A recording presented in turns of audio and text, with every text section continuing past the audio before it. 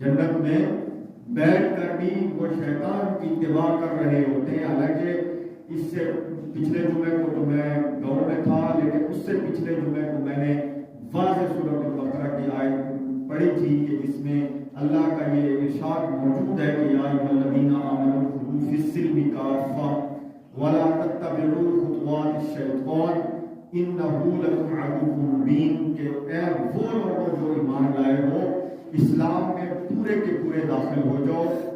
ولا تتبعوا خطوات الشیطان، اور شیطان کے قدموں کی اتباع نہ کریں، شیطان کے قدموں کی اتباع نہ کریں. کیوں؟